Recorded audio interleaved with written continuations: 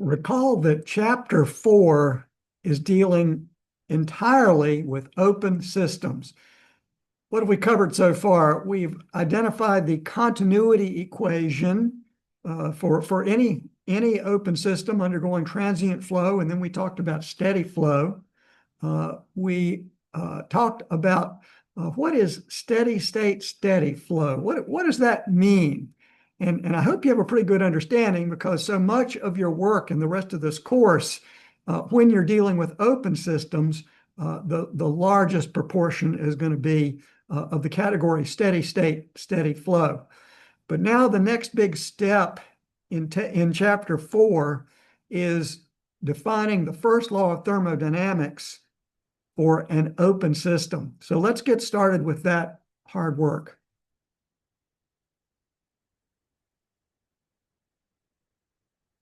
So even on my title page here, you see that I've stamped it important, because it really, really is. So your survival and your excelling in this course is going to depend on your understanding of the first law for both closed systems, you already covered, and open systems, we're getting ready to cover.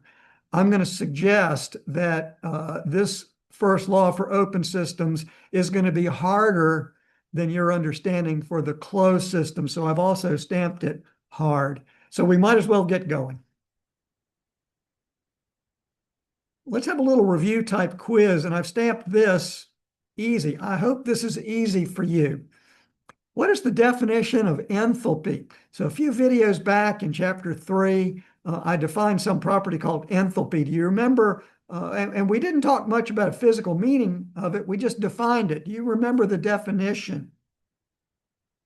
Enthalpy H, that property, that intensive property, is defined as little u plus P times little v. Okay. And so remember, internal energy, pressure is pressure, and P is pressure, and little v is specific volume. And you can kind of take a quick look at those units just as a reminder. So enthalpy is going to have units identical to internal energy, kilojoules per kilogram, or BTUs per pound mass. Next quiz question. What do power and heat transfer rate have in common? What do those two things have in common? Think in your mind. Think in your mind before we go to the answer. Power and heat transfer rate. Both are boundary phenomena. These types of energy transfer occur only at the open or closed system surfaces, where we draw that dashed line. And then recognize that both power and heat transfer rate have units of kilojoules per second. Well, that's kilowatts. And BTUs per second could be BTUs per hour. You get the idea. And remember, there is a conversion between BTUs and foot-pounds force. Okay, so it is my hope that you've done enough homework problems that you really understand power and heat transfer rate, and they're both boundary phenomena. How do you characterize power and heat transfer rate on a sketch? We just covered that in the previous video when we were looking at steady state, steady flow. And here, this is a reprise of one of the images of a stationary gas turbine where there's an output shaft driving a generator. And so the way we characterize or sketch heat transfer rate in, we show sort of a big arrow. And of course, here's Q dot in, and there's a shaft penetrating the control surface. I didn't draw my little dash line, but you get the idea. And so there's output power shown as a big line with W dot out. That's the way you characterize power and heat transfer rate on a sketch. So do see, and I've got to be very insistent on the fact that you've got Q dot in and W dot out, not just Q in and W out. That's a critical error in a solution. What's the difference between power being a positive number and heat transfer rate being a positive number? In the situation where they're both positive, what's the difference? And of course, the difference is that when W dot out is positive, that means power is being produced by the open system, or work is being done by a closed system. And Q dot N being a positive number means that that's the rate at which heat is being transferred into the open system, or Qn being positive, that is the heat transfer into a closed system. How are we doing so far? Now what I want to do is I want to remind you that your textbook is important. So although I would love for you to read the textbook material that's assigned, at a minimum, I'd like you to browse the textbook material that's assigned. And so here's a screenshot of what you really, really need to at least browse. Section 4.4.1, it says developing the energy rate balance for a control volume. That's like saying we're going to develop the first law for an open system. First law for an open system. And 4.4.2 it says evaluating work, i.e. power, for an open system. Both of those are very important. Strongly recommend that you have a look at those, because in the previous sections of Chapter 4, remember the early sections of Chapter 4 were developing the continuity equation, conservation of mass. And so therefore, that's why the textbook is saying conservation energy is next. Now, I want to hit the high point. Instead of dragging you through some derivations, that would put you to sleep. It would take a tremendous amount of video time. I want to hit one of the most important points that is made in your textbook in sections 4.4.1 and 4.4.2. So this is really important. I should have stamped it important. And the term is called flow work. And you see, here's my little screenshot right out of your book. These are commonly referred to as flow work. What are these things? I have drawn little dashed lines sort of at the interface. So here's the inflow to the open system. And the dashed line's called either the control volume or the control surface. Okay, you get the idea. But you see how I've drawn a dashed line going in and a dashed line coming out. And what I'd like you to do in terms of visualizing what's going on, can you imagine, just use your imagination to think about, I've got flow going into the control volume. It takes some measure of work to squish the mass in the inflow, squish it into the control volume. Just kind of go with that, right? It takes some work on the fluid, on the mass, to get it into the control volume. It takes some level of work to do that. And coming out, can you sort of imagine, can you kind of imagine that it takes some measure of work to squish what's in the control volume out into the outgoing pipe or duct or whatever's coming out of the open system? Let's see, on the outlet flow, maybe let's think about a tube of toothpaste. I'm just coming up with some idea. A tube of toothpaste. It takes some work to squish the toothpaste out of the tube and onto your toothbrush. Okay, so I think you kind of get the idea, but the term flow work is extraordinarily important. And so recognize that flow work, this term flow work, is done on or by the control volume surface. And so either on or by the control volume surface on the mass that's entering or leaving.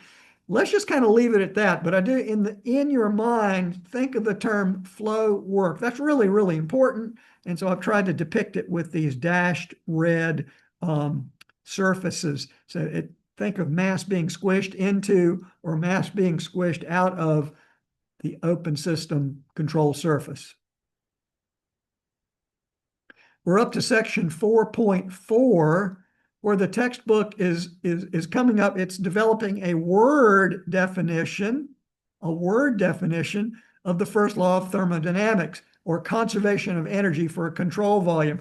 And so I've taken a screenshot of the words right out of the text, but I've tried up above it, I've tried to reduce the word count. Okay, so the left-hand side, all these words is dEdt of the control volume. Does that look familiar to you? Remember in the conservation of mass, in the continuity equation, we had dm/dt of the control volume. That should look kind of familiar. So here we've got d-energy. Well, d-energy, that would be kind of like internal energy U. Okay, equals, there's an equal sign, equals Q dot N. So I've really reduced the word count here. This is Q dot N, the way we depict rate of heat transfer into an open system. Minus, here's our minus sign, W dot out. Again, really reduce the word count. W dot out is the output power of the open system. Now we've got plus a lot of words, and I've tried to summarize as best I can what's going to go into that last big bracket term. And what goes into that last big bracket term is the net inflow and outflow energies. So you can, in your mind, you can imagine that there is some energy because of the mass, the internal energy associated with the m dot coming in, okay? And then also there's some energy associated, like internal energy, of the mass going out. I think you got that. And then I've added plus some control volume, flow work. So that stuff we call flow work, that's being squished out of, right? So the work it takes to squish a material out of the control volume, or the work done on material that's being squished into the control volume. I hope that qualitative kind of loosey-goosey reasoning helps you understand. I'm going to bet that your professor or instructor does a better job of explaining this flow work term than I did. But I'm trying to do it quickly and trying to get maybe a word picture in your mind to help you understand what flow work is all about. We're making a little progress.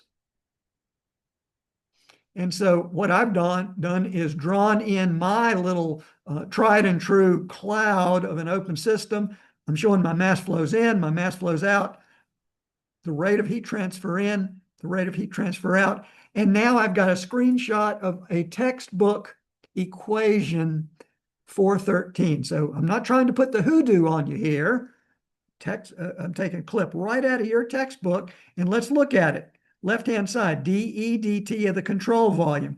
We just talked about that. That's the rate at which this control volume is getting fatter or skinnier, and so its energy would be getting more or less if it's getting fatter or skinnier. Okay, here's Q dot N, the rate of heat transfer going in. Here's W dot out, the rate of heat transfer, the rate of power output. Plus, now the next term, let's look at the next terms carefully. Let's see, we've got m dot in, and then we've got those energy terms plus that a flow work term. So here's an energy term, internal energy in. Here's kinetic energy in. Here's potential energy in. And this is that flow work term that your instructor or professor will probably derive, and it's in the amount of P times little v, Pn times little Vn. The next group of terms, it's what's leaving, m dot E, leaving. Okay, now I'll just kind of repeat the words. Internal energy, leaving. This is that flow work term, P times little v, kinetic energy term, and potential energy term. So let's not spend a lot more time on that, but that's more of a equation statement than the wordy statement in the previous slide. And now here's what I really need you to recognize. I've dashed in dashed line in black, I have grouped U plus PV in and out. Now back to your quiz where we started. What's the definition of U plus PV? That's enthalpy, H. That's why we defined enthalpy in Chapter 3. So we're going to group these two terms together. And we're simply going to restate this equation 413. And you see it kind of with your eyes. Notice here, one thing we've done is this 413 doesn't have a sum sign because I believe in the derivation there was only one inlet and one outlet. But in equation 415, you're saying, look, we can have multiple inlets and multiple outlets. Thus, the sum sign appeared. But the important thing for you to recognize is what I have circled, U plus PV becomes H. H in and H leaving of all those different inflows and outflows. All right, so I don't want to go to the next slide quickly because I need to make the point. I need to repeat myself that are you seeing how something is a little different in the theme, in the idea of this equation 415 in your textbook compared to a closed system? I hope you see the difference, and I'm going to point that out here again in a minute. But what have we done? We've gone from equation 413, which is the derivation of the first law of thermodynamics for an open system, any open system, and we've grouped together U plus PV to jump down to equation 415, which has H in it. Many, many students overlook this, okay? So that's why I'm spending time and I'm repeating myself, is that in the first law for an open system, this flow work term is what started or began this term enthalpy.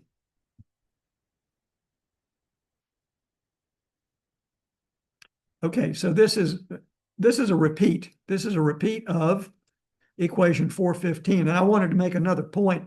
I've shown a little bit of here's a cross-sectional view of a steam turbine. And the point I want to make is a steam turbine has an output shaft, doesn't it? And we engineers, once we've got this statement of the first law, this W dot term, it does not include that crazy, goofy flow work term. The W dot term, in most cases, for an open system, the way that you can identify output power from an open system is looking for a shaft that is rotating with a certain torque, a rotating shaft at a certain speed and a certain torque. And that's what I'm trying. So I'm trying to show the shaft rotating. Here's my big way that I'm depicting output power. And my note here, again, this is just a screenshot of the previous equation 415. W dot is the rate at which power is being transmitted from the control surface, in most cases by a rotating shaft at a certain speed and torque. That's an important thing for you to recognize and understand. And I have put in other strange situations that I didn't encounter when I was practicing engineering for an open system, you could also say it's the rate at which a weight is being lifted by the control surface. So it's the rate of doing work. Okay. But look, in by far and away, the largest proportion of the ways that we detect power from an open system is looking for a rotating shaft from our equipment. Steam turbine is a classic example. Now what I'd like to do is step you through an understanding of equation 415 in your textbook. So I'm not making this up. This is right out of your textbook. Let's look at let's understand the dots first. Okay. Here we go. So what kind of variables have dots on them? I see it's a bunch of terms. It's not just one or two. It's Q dot, W dot, and the mass flow rates, M dot. Okay. So the dots represent time rates of change of a variable. So a dot is, if the variable is question mark dot is simply the time derivative d by dt of question mark. Okay, I think you got that. Just dust off your memory of your mathematics, your calculus classes. It's all about the dots. Step two, let's go through and review the basic variables, because it is easy to get confused. So if you say, I'm a little confused, I got you. I was confused when I went through this. I almost have a sort of a memory of 1973 of this being introduced to me. And I was pretty confused when I went through it the first time. All right, left-hand side of this first law of thermodynamics for an open system, left-hand side of the equation, dE dt. That's the rate at which the energy contained in the system is changing. If the open system is getting fatter, energy is increasing, isn't it? If it's getting skinnier, energy contained within the system, open system, is decreasing. Time rate of change of energy contained within the control volume. Next term, of course, rate of heat transfer into the system. You've got that nailed. W dot, output power. That's the rate of doing work. And of course, we look for a rotating shaft at a certain speed and torque. Next is the mass flow rate. So recognize we've got m dot in, I, and m dot e, leaving. So understand those mass flow rates with the dots. The next thing is enthalpy. Look at this enthalpy term. The enthalpy term, I got to move my picture here. The enthalpy term, H, it's not U, it's H, enthalpy. H is U plus PV. It includes that flow work term. And of course, to finish up, the inlet and outlet kinetic energy and potential energy. So that completes, hopefully, your little improved understanding of the basic variables. Don't forget I and E. I is for going in or entering. E is for exiting, exiting or out.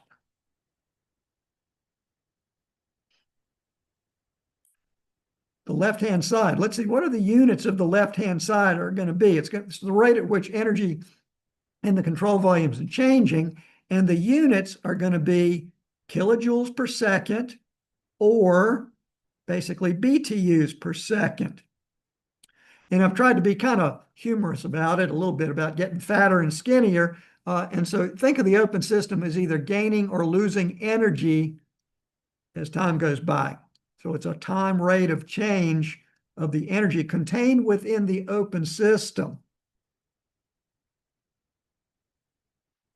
Understand the sum sign. So I've shown in my cloud open system, you can see masses, a number of inlets and a number of exits. And that's what the sum sign is all about. If you've got more than one inlet, you have to sum up what's going in. If you have more than one outlet, you've got to sum up what's going out. And that's like an accounting problem when you have multiple inlets and multiple outlets.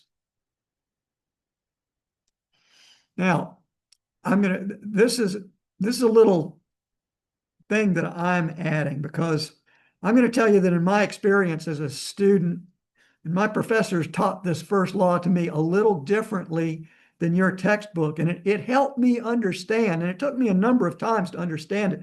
So here's your equation 415. I want to suggest rearranging the terms.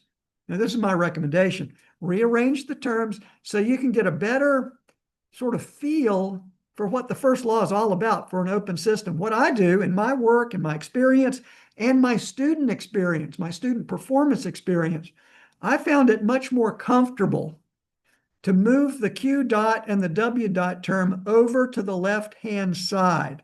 So I've got Q dot in minus W dot out. Okay. Oh, I think I'm going to confuse you, right? So here's what I want to do. So I am going to move Q dot and W dot over to the left-hand side of the equal sign, but I'm going to do something mentally first. Okay. So I'm going to leave those right now. Let me say I'm going to leave those on the right-hand side of the equation. What I'm going to do is I'm going to flip these two big terms over to the left with this dE dt of the control volume. Mentally, that's my first step, is move all these over. So do you see, if I go to the left with all this group, I'm going to have a minus sign over there on the left. And this group, if I move all this over to the left, I'm going to have a plus sign over there. Okay. So I've got this big ugly thing, a group of terms on the left, and on the right, I've got Q dot minus W dot. And then my last mental step is I flip the equation over and solve for Q dot minus W dot on the left. That is a little better explanation. Okay, so sorry about that. So Q dot minus W dot on the left equals dE dt of the control volume. Okay, and now do you see my flipping thing? Here's my M dot E H E term. You see how I flip that over? That's how I get the plus sign there. And you see how I get the minus sign here, because these two groups are going over to be grouped with dE dt of the control volume. Now, this is not an equation number out of the text of the book, but do you see that it is identical to equation 415? It's just a little algebra involved. So why am I spending so much time on this? Because my professors helped me better understand in my head what's going on when on the left-hand side, when I group my boundary phenomena separately. Q dot and W dot are my boundary phenomena, equals what else is going on? The rate at which the energy of the control volume is changing, okay? Then the sum of the mass flow times enthalpy in other terms, minus, so that's plus, minus the sum of the entering mass flow times enthalpy terms. So here's your head, here's a question mark, because there's no reason for you to say, oh, I think I've got it. I've got this just right in my head right now. I am good to go. I'd be shocked. If that's you, I admire you. That was not me. All right. So anyway, but do this slide. I'm hoping that this slide can help you. Left-hand side, boundary phenomena. Right-hand side, energy change terms, dE dt of the control volume, plus M dot leaving, H leaving, and the other terms, kinetic and potential, minus what's coming in, M dot N, H in, plus those kinetic and potential energy terms. I hope that helps. That my professors, by writing it out this way for me, that really helped my level of understanding. Okay, so I took a screenshot of what I had just written down on that previous slide. And now let's analyze what we have for steady state, steady flow. So you know, what does steady state, steady flow mean? The same thing's going on at breakfast as at lunchtime. Things do not depend on time. So let's study our statement of the first law for an open system. Things that are depend on time. There it is, dE dt of the control volume. So if things are not changing in time, if we have a situation of steady state, steady flow, in other words, at each inflow, it's a constant M dot coming in. The properties, pressure, temperature at each point coming in, they're staying the same in time. Same thing on the outlet side. Okay, so we will, to get a statement of the first law of thermodynamics for an open system, for steady state, steady flow situation, this term's going to go away, and we can rewrite and simplify the first law for most of the homework problems for open systems we're going to have for the rest of the course. So I'm just going to I'm not going to tease you. I'm going to come right out and say most of the homework problems that you'll be assigned involving open systems will be steady state, steady flow open systems. A few will not be that, okay? But most, if you count them and look at the proportion, by far and away, the largest proportion is going to be steady state, steady flow open systems. And so that's what we're going to do on the next video. There's some supporting videos I might suggest that you also look at beyond this video. If you go to Thermodynamics Fundamentals, I've got a little bit of a first law crash course, again, to try to, it's not the derivation of flow work, it's just stating the first law and then trying to help you, again, get that into your head. First law crash course. And it also compares an open system to a closed system. And so that's 42 minutes, 24 minutes where I'm comparing an open system to a closed system. A lot of students have trouble once you get into chapter 4, figuring out what are my fundamental governing equations? What are my fundamentals? Because I haven't thought through yet if I have an open system or a closed system. That video, I'm hoping, will help reinforce that for you. So what did we cover in this video is we covered. We did not derive. Your textbook and your professor or instructor will do a much better job of deriving the first law of thermodynamics for an open system, but I'm trying to help you get a physical feel for this extraordinarily important part of this course, thermodynamics and thermal systems, first law for an open system. And then coming up, I've just dabbled. The last slide was first law for any steady state, steady flow open system. We just dabbled on that. And that's so important. We're going to go to the next video to talk about that. Ooh, covered a lot of material. So I guess I'll have to apologize a little bit. This is going to be a long video. Do not hesitate to jump around, go backwards, go forwards. But I hope that this exercise of giving you an idea of what's behind the first law, and then maybe think about rearranging the first law from the textbook equation, formula, I hate to use that word, to help you become a problem-solving engineer.